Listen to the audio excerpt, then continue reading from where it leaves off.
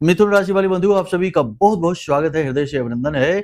मिथुन राशि भिन्न YouTube channel में। तो मिथुन राशि वालों, जरा ध्यान से सुनिए। एक बहुत बड़ी मुसीबत आपके दरवाजे पर आ खड़ी हुई है। आपको बहुत ही सावधान रहना होगा, इससे बचने का हर एक प्रयास करना होगा, वरना यह आपके जीवन को भयानक नकारात्मकता में डुबाने वाला है, आपको बर्बाद करने वाला है। ऐसा बुरा समय आपने अब तक नहीं देखा होगा जैसा अब आप देख लेंगे, अगर आपने सावधानी ना बरती। जी हाँ बंधु, आप फिर से वही 3 बड़ी गलतियां करने जा रहे हैं जो आपके जीवन में भयानक नकारात्मकता को आकर्षित कर लेंगी। अब यह सब कैसे होगा, क्या होगा, ध्यान से समझिए। होना एकदम उल्टा है, मतलब कि आपका अच्छा समय आ रहा है, आपके जीवन में खुशियों का आगमन होने वाला है, कर्जे से मुक्ति प्राप्त होने का, रोजगार प्राप्त करने का, व्यवसाय बढ़ाने का, उन्नति प्राप्त करने का, खुशियां जीवन में लेकर आने का समय आ रहा है। लेकिन आपके द्वारा की गई ये 3 बड़ी गलतियां, चाहे जाने में हो चाहे अनजाने में हो, ये 3 बड़ी गलतियां आप यदि कर देंगे तो यह जो अच्छा समय आ रहा है, यह आधे रास्ते से ही वापस लौट जाएगा। कैसे यह समय आ रहा है, क्या है इसके प्रमाण, क्या है इसके तथ्य, सब कुछ आपको स्पष्ट तौर पर बताएंगे। कौन सी वो गलतियां हैं जो पहले भी आप कर चुके हैं, इसीलिए लाख बताने के बाद भी कि अच्छा समय आ रहा है, आपको उसका सीधा लाभ प्राप्त नहीं हो पाया, आपके जीवन में कोई बदलाव नहीं आया, क्योंकि आपने वो गलतियां सुधारी ही नहीं, क्योंकि आपको उसके बारे में शायद पता ही नहीं है। लेकिन इस बार ऐसा नहीं होना चाहिए। यदि ऐसा आपने कर दिया तो सौभाग्य तो आपके दरवाजे से ही वापस लौट जाएगा, नकारात्मकता यानी कि दुर्भाग्य आपके जीवन में धड़धड़ाता हुआ प्रवेश कर जाएगा और आपको बर्बाद कर डालेगा। बंधु, बहुत कम ही ऐसा होता है कि जब शुभ ग्रह योग बनते हैं, जीवन में पॉजिटिव एनर्जी प्रवेश करती है और हर प्रकार की सकारात्मकता, हर प्रकार की इच्छा और मनोकामना पूर्ण होने का समय आता है। यह समय आपके जीवन काल में अब आ रहा है, इसका स्वागत करिए, इसको अपने जीवन में जगह दीजिए। जो ऐसी परिस्थितियां, ऐसी चीजें हैं जो शुभ समय को आने से रोकती हैं, उन्हें अपने जीवन से निकाल कर बाहर फेंक दीजिए। क्या है वो, हम सब आपको बताएंगे बातें स्पष्ट तौर पर। आपको कार्यक्रम को पूरे ध्यान के साथ, चित्त के साथ देखना है। दुनिया भर की फालतू की चीजें अपने दिमाग से निकाल दीजिए। जो जीवन को बदले, जो सही दिशा दे, ऐसी चीजों पर अपने आप को फोकस करिए, अपने ध्यान को लेकर आइए। यह कार्यक्रम आपके जीवन को एक नई दिशा देने वाला है, समय और काल के अनुरूप है, ग्रह गोचरों के आधार पर है, ज्योतिषीय गणनाओं के आधार पर है और केवल आपके लिए बनाया जा रहा है। अब ऐसे में यदि आपने इसकी अनदेखी कर दी, इसका अपमान कर दिया, इस ज्ञान का, तो आपका गुरु तो पहले ही खराब हो गया। देखिए, जब ज्ञान हमारे यहाँ आता है, किसी न किसी रूप में आता है, जैसे किसी ने हमको कोई एक किताब भी उठाकर दे दी, चाहे साधारण सी ही ज्ञान की किताब हो, वह भी गुरु है जो आपके दरवाजे तक आ रहा है, किसी के माध्यम से आ रहा है। यदि आपने लेने से मना कर दिया या आपने उस किताब को उठाकर कहीं कोने में फेंक दिया, गुरु का तिरस्कार, अपमान कर दिया। गुरु का यदि आपने अपमान कर दिया तो गुरु कुछ नहीं बोलेगा, चुपचाप चला जाएगा, क्योंकि वो सन्यासी है। लेकिन जब वो यानी देवगुरु बृहस्पति चले जाएंगे तो फिर दूसरा गुरु आपके जीवन में आएगा और वो है शनि। शनि आपके जीवन में आपने जो गलती की है ना, उन्हें सुधारने के लिए आएगा और फिर वह आपको प्रताड़ित करेगा। फिर आप कहेंगे कि हमें कौन से जन्मों की सजा मिल रही है। ठीक इसी प्रकार हम आपको यह कहना चाहते हैं कि हमने बड़ी मेहनत से, बहुत ही तैयारी के साथ इस कार्यक्रम को आपके लिए तैयार किया है। आप इसे पूरा देखिए, इस कार्यक्रम में बताई गई बातों को समझने का प्रयास करिए, जीवन में उतारिए। कुछ प्रयोग हमने बताए हैं कार्यक्रम के अंत में, बहुत ही शक्तिशाली प्रयोग हैं, 3 बड़े, उन्हें आपको अपने जीवन में उतारना है और फिर देखिए कि कैसे परिवर्तन होता है। आप खुद हमें फोन करके कहेंगे कि धन्यवाद गुरुजी। जी हाँ बंधु, कार्यक्रम बेहद महत्वपूर्ण है। कार्यक्रम में आने वाले 5 से 7 दिनों की 5 बड़ी भविष्यवाणियां भी हैं, सलाह भी है और जीवन को एक नई दिशा देने की रूपरेखा और तैयारी भी है। पूरे ध्यान के साथ इस कार्यक्रम में बने रहना है, बस यही हमारा आपसे बारंबार निवेदन है। चलिए बंधु, महामाई को याद करते हुए कमेंट बॉक्स में लिख डालिए पूरे भक्ति भाव के साथ, जय मां भद्रकाली कृपा करो, हर हर महादेव। सावन का महीना है, महादेव का महीना है, महादेव की मस्ती में डूब जाइए और महादेव से निवेदन करिए कि आपका जीवन बदल जाए। चलिए बंधु, अब अपने मूल विषय को शुरू करते हैं। ध्यान से सुनिए भविष्यवाणियां। जय माई की। बंधुओं, ज्योतिष और तंत्र विद्या के क्षेत्र में आचार्य अमित एक जाना माना नाम है।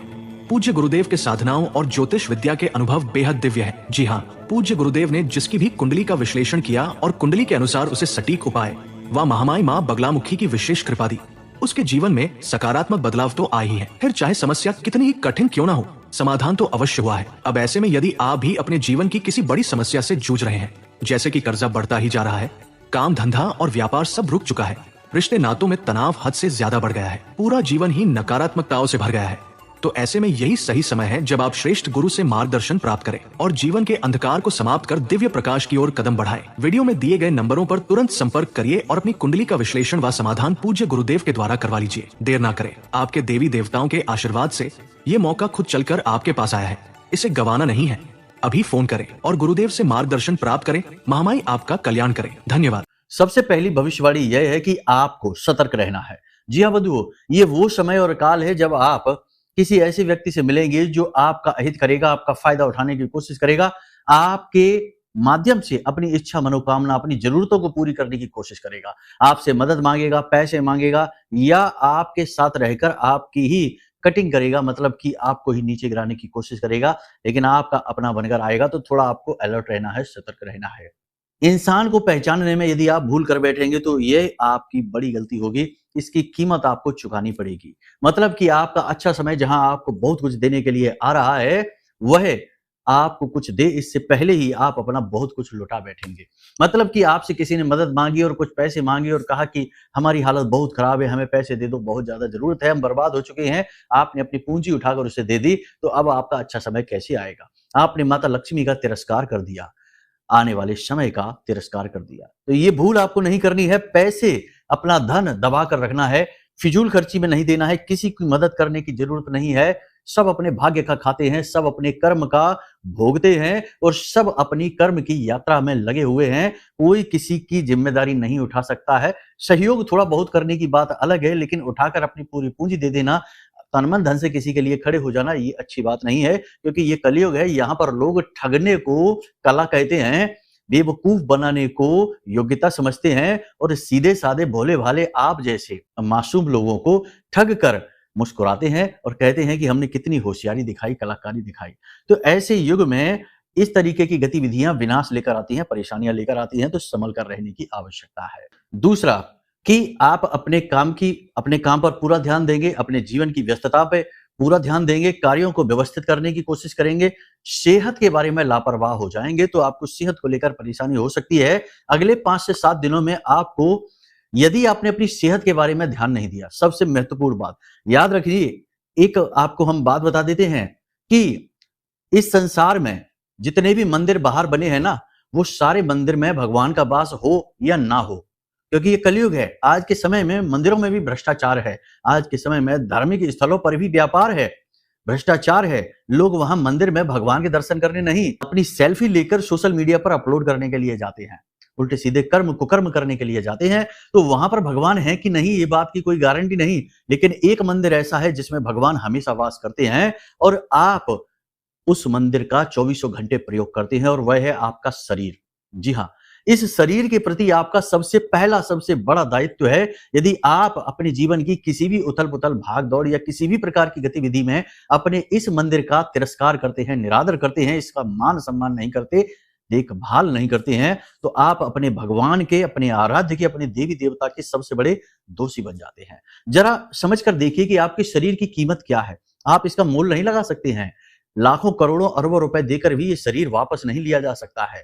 कहने का मतलब यह है कि लाख बातें कहने के बजाय सीधी एक बात है कि ये जो समय है, आने वाला 5 से 7 दिनों का समय है, इस समय में आप व्यस्त बहुत होने वाले हैं, काम की अधिकता होने वाली है, यात्राएं भी आप कर सकते हैं। इन सब के बीच आपको 2 बातों का विशेष ख्याल रखना है। सबसे पहली बात कि खान पान का ध्यान देना है और आराम का पूरा ध्यान देना है। बिल्कुल भी हड़बड़ी जल्दबाजी में नहीं रहना है, आराम शरीर को देते हुए काम लेना है। ठीक है, पहली चीज। दूसरी चीज, अपने मन पर आपको पूरा नियंत्रण रखना है, क्योंकि मन भी आपका व्याकुल होगा। 50 तरीके के विचार मन में आएंगे और मन की व्याकुलता को बढ़ाएंगे, जिससे कि आप मन से दुखी होंगे और मन से दुखी होने का प्रभाव तन पर दिखाई देता है।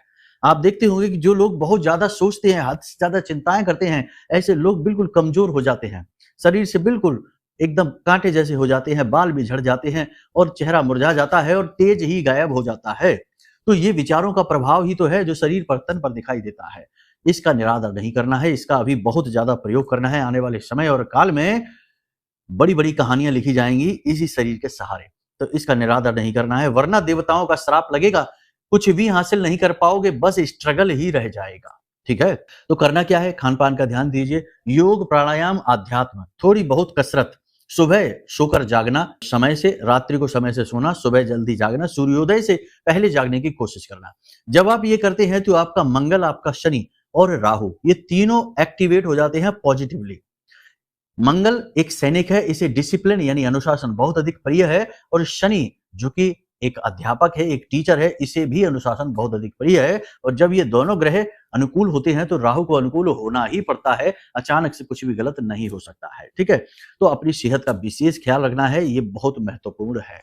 तीसरा, अपनी संगत पर, आपके साथ, आपके दोस्तों में, आपके व्यवहार में, आपके रिश्तेदारों में भी कुछ लोग ऐसे हैं जो आपको नीचे गिरता दिखना चाहते हैं, जो आपके नीचे गिरने में, आपके पतन में आनंद लेना चाहते हैं, आपसे भयंकर तरीके से जलते हैं, आपके खिलाफ कुटिल नीतियां भी बनाते हैं, दुष्ट हैं, ये आपके जीवन के शत्रु हैं।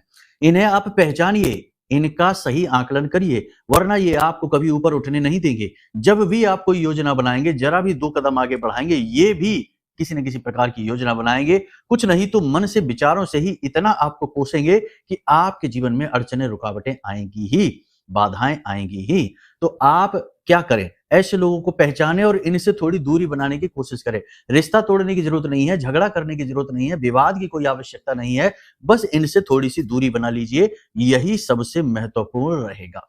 यानी कि आत्म मंथन के साथ साथ अपने वातावरण का भी मंथन करना है आपको। यह समय मंथन का है, मंथन करेंगे तो विष भी निकलेगा और अंत में अमृत भी निकलेगा, माता लक्ष्मी के भी दर्शन होंगे। जी हाँ, तो ये सारी बातों को देखिए, ध्यान से समझिए। समय और काल कैसे परिवर्तित होगा इसके विषय में भी आपको बताएंगे, कुछ जरूरी उपाय, क्रियाएं भी बताएंगे, जिससे आने वाले समय का आपको पूरा लाभ मिलेगा, 1% भी मिस नहीं होगा, ठीक है। तो ये महत्वपूर्ण है। एक और, आपके मन में कुछ लोगों के, सभी की नहीं बात कर रहे हैं, लेकिन कुछ लोगों के मन में लगातार परेशानियां, अड़चनें और 50 तरीके की चीजें आपने ट्राई की हैं, कई उपाय किए हैं, क्रियाएं की हैं, इन सब की वजह से कहीं ना कहीं धर्म के प्रति, अध्यात्म के प्रति, ज्योतिष के प्रति और भगवान के प्रति भी नकारात्मकता आ चुकी है। विचार दूषित हो चुके हैं, क्रोध सा भर जाता है। जब भी कोई ऐसी बात आती है तो मन में एक खीज, एक क्रोध सा भर जाता है। तो ऐसे लोगों से हम बस इतना कहना चाहते हैं कि देखिए, आप अपने जीवन में जो भी भोग रहे हैं, सुख है, दुख है, कष्ट है, स्ट्रगल है, संघर्ष है, जो भी कुछ आप सह रहे हैं, वह आपके ही कर्म हैं जो आपके पास लौट कर आ रहे हैं। किसी दूसरे के कर्म के फल आप नहीं भोग सकते हैं, ऐसा संभव ही नहीं है। जो जैसा करता है वो वैसा ही भरता है। अब हो सकता है कि आपने इस जन्म में कोई भूल की ही ना हो, लेकिन पिछले जन्म के कर्म आपके प्रारब्ध बनकर इस जन्म में आए हैं, उन्हें तो काटना ही पड़ेगा। तो आप इस प्रकार से आप सोच सकते हैं। दूसरा, कि अगर आपको अपना कर्म काटना है तो आपको शक्ति की पूजा करनी होगी। जी हाँ, मंत्र को उठाना होगा और मंत्र की सहायता से अपने कर्म के विधान को काटना होगा। मंत्र के अंदर ही यह शक्ति है कि वह कर्म को, यानी कि जो आपके प्रारब्ध बनकर आ रहे हैं, आपको भोगना पड़ रहा है, बिना किसी गलती की सजा भी भोगनी पड़ रही है, उसे भी काटने की शक्ति मंत्र के अंदर है। मार्कंडेय ऋषि ने सिर्फ पंचाक्षरी मंत्र की शक्ति को इस तरह जागृत कर लिया कि यमराज को भी हरा दिया था, और 5 वर्ष की अल्पायु होने के बावजूद भी अमर हो गए भोलेनाथ की कृपा से। तो आप समझ सकते हैं कि मंत्र की शक्ति, मंत्र की शक्ति के लिए आपकी जिस भी भगवान में रुचि है, आस्था है, उनके नाम से 11 दिन का, 21 दिन का संकल्प लेकर एक अनुष्ठान कर डालिए। जैसे कि आपकी यदि भोलेनाथ में आस्था है, महाकाल में आस्था है, तो पंचाक्षरी मंत्र ओम नमः शिवाय 11 माला प्रतिदिन का, 21 दिन का एक अनुष्ठान कर लो। कोई भी एक इच्छा, मनोकामना मांगते हुए संकल्प लेकर कर लेना। संकल्प में बहुत अधिक शक्ति होती है। देवता आपको देने में, आपके ऊपर ध्यान देने में मजबूर हो जाते हैं संकल्प की शक्ति से, ठीक है। तो संकल्प लेकर कर डालिए अनुष्ठान। अब हनुमान जी में है तो हनुमान जी का हनुमान चालीसा और बजरंग बाण का पाठ कर डालिए। संकल्प लेकर करना 11 दिन का या 21 दिन का। कहने का मतलब, ये सारी बातें हम आपको इसलिए बता रहे हैं क्योंकि ये हमारे अपने व्यक्तिगत अनुभव हैं। हमने लोगों के कर्म कटते हुए देखे हैं, दुखों का नाश होते हुए देखा है। और यदि आपको विशेष साधना विधि चाहिए और आपको पता नहीं है कि किसकी साधना करें, किस देवता की किस प्रकार साधना करें, क्योंकि बिना गुरु के ज्ञान के साधना नहीं होती है। ऐसे ही मनमुखी साधना करने से कोई फल भी नहीं प्राप्त होता, कभी कभी नकारात्मकता भी जीवन में आ जाती है। तो डरने की जरूरत नहीं है। यदि आपको पता नहीं है, मार्गदर्शन चाहिए किसकी साधना करें, तो हम तो अपनी आराध्य देवी, हमारी जो आराध्य देवी हैं माँ बगलामुखी, हम तो उनके बारे में ही आपको बताएंगे। और इस कलयुग में माँ बगलामुखी से ज्यादा तीव्र फल देने वाली, सौभाग्य को खींच कर लेकर आने वाली, और सबसे ज्यादा जल्दी फल देने वाली देवी कोई है ही नहीं सिवा बगलामुखी के। तो माता बगलामुखी जिन्हें पीतांबरा देवी भी कहा जाता है, इनकी विशेष साधना आप सीख सकते हैं, बिल्कुल मुफ्त में आपको सिखाएंगे। आप हमारे जो वीडियो में नंबर है इन पर फोन करिए या फिर व्हाट्सएप पर मैसेज कर दीजिए। आपके व्हाट्सएप नंबर पर हम पूरी साधना विधि विस्तार के साथ भेज देंगे, ठीक है। वीडियो भी भेजेंगे, कुछ पीडीएफ भेजेंगे, और पते पर नहीं भेजेंगे, नहीं तो आप अपना एड्रेस देने लग जाएं। पते पर भेजने में बहुत धन खर्च होगा, इतना पैसा नहीं है हमारे पास, लेकिन हम मेहनत कर सकते हैं और आपके व्हाट्सएप नंबर पर आपको चीजें भेज देंगे। सारी चीजें आपको समझ में आएगी। माँ बगलामुखी की विशेष तस्वीर भी भेजेंगे जो खुद अपने आप में जागृत होगी। कवच पाठ, चालीसा, आरती और मंत्र साधना कैसे करनी है ये भी भेजेंगे, और ये साधना गुरुमुखी साधना होगी, तो अपने आप में सिद्ध होगी, टेंशन लेने की जरूरत नहीं है, ठीक है। तो ये जानना है तो इसके लिए व्हाट्सएप पर मैसेज करिए या फोन कर लीजिए, आपका काम हो जाएगा, सारी चीजें आपको भेज दी जाएंगी, ठीक है।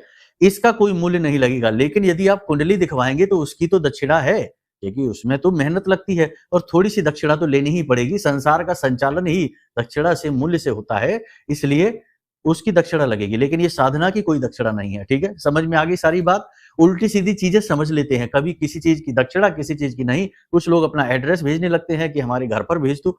अरे हम पहले ही कह रहे हैं कि इतना धन नहीं है हमारे पास में, आप समझने का प्रयास करिए, ठीक है। तो उम्मीद है आपने सारी बातें समझ ली है। तो हम यहाँ पर आपको ये कहने का प्रयास कर रहे हैं कि यदि आपका मन खिन्न है, उदास है, लगातार हताशा, परेशानी, निराशा देखते देखते आप व्याकुल हो चुके हैं, तब भी आस को, उम्मीद को न खोइए। जी हाँ, आस पर ये सारा ब्रह्मांड टिका हुआ है, उम्मीद से ये सारी दुनिया चल रही है।